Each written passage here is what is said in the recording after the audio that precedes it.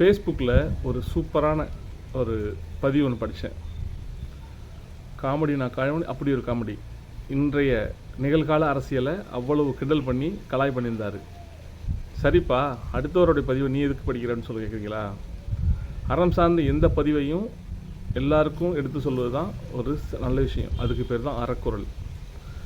நான் பெற்ற இன்பம் பெருக இவ்வையகம். அந்த அடிப்படையில் உங்களுக்கு அதை நான் படித்து காட்ட போகிறேன். அதை நான் என்ன தான் அப்படியே படிச்சுட்டு அந்த கண்டென்ட்டை உங்கள்கிட்ட பேசினா கூட அந்தளவுக்கு காமெடியாக இருக்காது. நான் அப்படியே உங்களுக்கு படிக்கிறேன், என்ஜாய் பண்ணுங்கள். Welcome to Arakkural YouTube channel. நான் உங்கள் நியமத் முகமது. அன்பர்கள் அனைவருக்கும் மாலை வாழ்த்துக்கள். வீடியோக்குள்ளே போகலாம். ஒரு காலத்தில் இந்தியாவுக்கென்று ஒரு மரியாதை இருந்தது.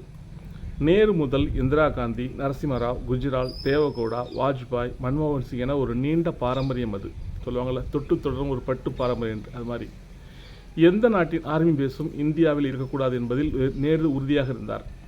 அதற்கு காரணம், பிற நாடுகளின் வெளியுறவு கொள்கைகள் ஒரு காலத்திலும் இந்திய மக்களின் நலனை பாதிக்கக்கூடாது என்பதுதான். ஆக நடுநிலைக்கு பெயர் போனது நம் வெளியுறவு கொள்கை. பாகிஸ்தானை தவிர யாரிடம் நமக்கு உரண்டை கிடையாது, எதிரியும் கிடையாது. ஆமாம், அதற்காக நாம் பலவீனமானவர்களும் அல்ல. ஏதேனும் ஒரு நாடு, அமெரிக்கா போன்ற பலமிக்க நாடு என்றாலும் கூட, அது தவறு செய்தால் அதை சுட்டிக்காட்டவும் இந்தியா தவறியதில்லை. அமெரிக்க மண்ணில் நின்று கொண்டு ஈராக் போர் அமெரிக்கா செய்த தவறு என மன்மோகன் சிங் பேசும் வீடியோவை நீங்கள் யூடியூபில் பார்க்கலாம். ஆனால் இன்று நிலைமை வேறு.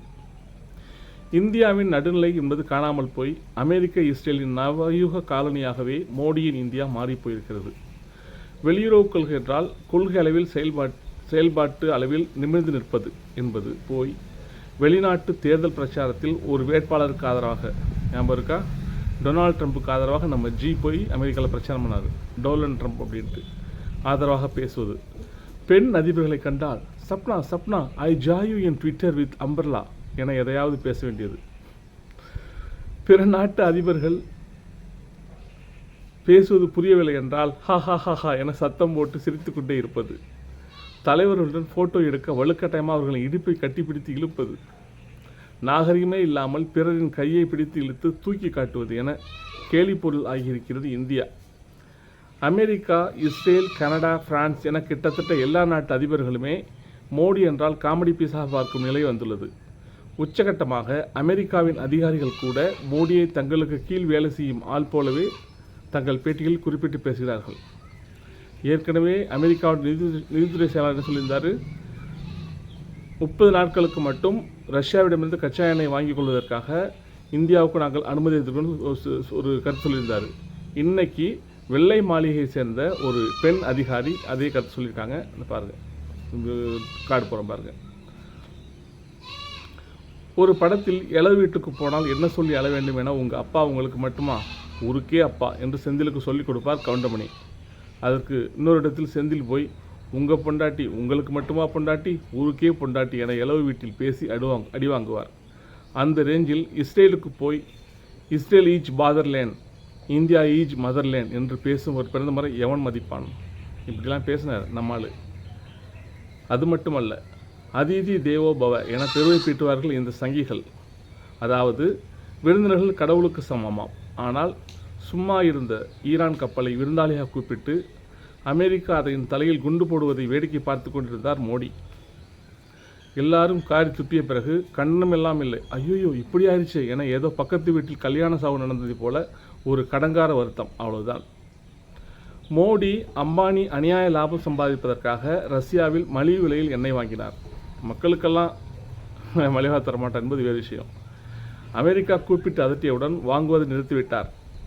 பிறகு அமெரிக்காவில் இருக்கும் பெரிய பைத்தியம் ஈரான் மீது குண்டு போட்டவுடன் இந்தியாவை கூப்பிட்டு, சரி இந்தியாவிடம் 30 நாளைக்கு எண்ணெய் வாங்கிய தம்பி என்று சொல்லியது. உடனே ரஷ்யாவிடம் போய் கையேந்துகிறார் மோடி.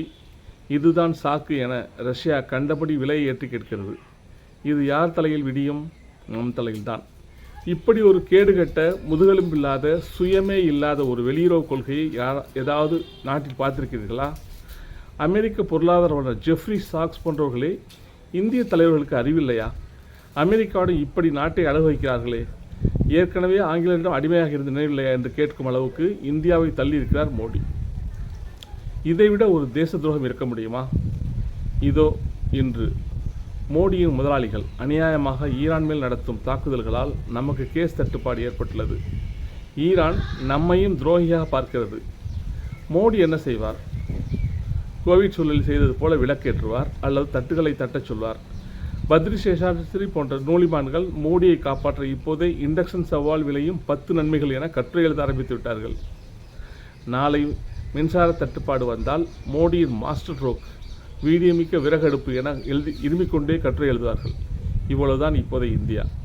சரி, இந்திய அளவில் தான் இப்படி என்றால் தமிழக அரசு என்ன செய்ய போகிறது என கேட்கிறார்கள் அன்புமணி, விஜய் போன்ற அசாதாரண அடிமைகள். விஜய் ஒரு மணி வேலை போய் போர்க்கால நடவடிக்கை எடுங்கள் என்கிறார். அந்த ஆளுக்கு இது உண்மையிலேயே போர்க்காலம் என தெரியவில்லையா? சரி, தன் கட்டுப்பாட்டில் எதுவுமே இல்லாத இந்த விஷயத்தில் தமிழக அரசு என்ன செய்யும்? ஒன்றிய அரசை கேட்கும். ஆனால் அதற்கு என்ன விதமான ரிசல்ட் கிடைக்கும் என்பது நம் முதல்வருக்கு தெரியும் என்பதால் கோவிட் தடுப்பூசியை தமிழ்நாட்டுக்கு தராமல் ஒன்றிய பாஜக அரசு குஜராத்துக்கு அனுப்பிய போது வெளிநாடுகளிடம் டெண்டர் கேட்டு ஒன்றியத்தை மிரட்டியதைப் போல் இப்போது ஏதாவது செய்ய முயற்சிப்பார். ஆனால் நாம் ஒன்றை புரிந்து கொள்ள வேண்டும். 24 மணி நேரமும் தேசியம், பாரத் மாதா கி ஜெய் சொல்லும் கூட்டத்தால் தான் இன்று இந்த தேசம் நாசமாக போய்கொண்டிருக்கிறது. மக்கள் சின்னாபின்னமாக கொண்டிருக்கிறார்கள். கோவிட் சொல்லாவது நோய், இயற்கை நம் கையில் ஒன்றுமில்லை என்று சொல்லலாம். இந்த 2026லும் போர். அதனால் பாதிப்பு என்றால் ட்ரம்ப், நெத்தன்யாகு போல உலகம் தேர்ந்தெடுத்து வைத்துள்ள வலதுசாரி தலைவர்களை நினைத்து தலையில் அடித்துக் கொள்வதை தவிர நாம் வேறு என்ன செய்ய முடியும்? சரி, அவர்களாவது எண்ணெய்க்கு காய்கிறார்கள். ஆனால் நாம் ஏன் அநியாயமாக போரில் ஒரு சைடு எடுத்து காய்கிறோம் என்பது ஒரு 50 ஆண்டுகள் கழித்து இந்திய வரலாற்று பாடங்களில் இன்று ஜெர்மானியர்கள் ஹிட்லரை பற்றி படிப்பதைப் போல பாடமாக வரும். அதுவரை உறக்கச் சொல்வோம், பாரத் மாதா கி ஜெய், ஜெய் ஸ்ரீராம். இது திரு டான் அசோக் அவர்களுடைய முகநூல் பதிவு. அவ்வளவு ஒரு இப்போதைய அரசியல் சூழ்நிலையில் இந்தியா எப்படியெல்லாம் செயல்பட்டுருக்கு அதை பற்றி ஒரு தெளிவான ஒரு அழகான கட்டுரை எழுதியிருக்காரு. அதை தான் உங்களுக்காக படித்து காமிச்சிருக்கேன். உங்களுக்கு பிடிக்கும்னு நம்புகிறேன். தேங்க்ஸ் ஃபார் வாட்சிங். இந்த வீடியோ உங்களுக்கு பிடிச்சா லைக் பண்ணுங்கள், கமெண்ட் பண்ணுங்கள், ஷேர் பண்ணுங்கள். அறக்குறள் யூடியூப் சேனலை சப்ஸ்கிரைப் பண்ண மறக்காதீங்க. மீண்டும் இதே போன்ற ஒரு பரபரப்பான காமெடியான கண்டோடு சந்திப்போம். பாய்.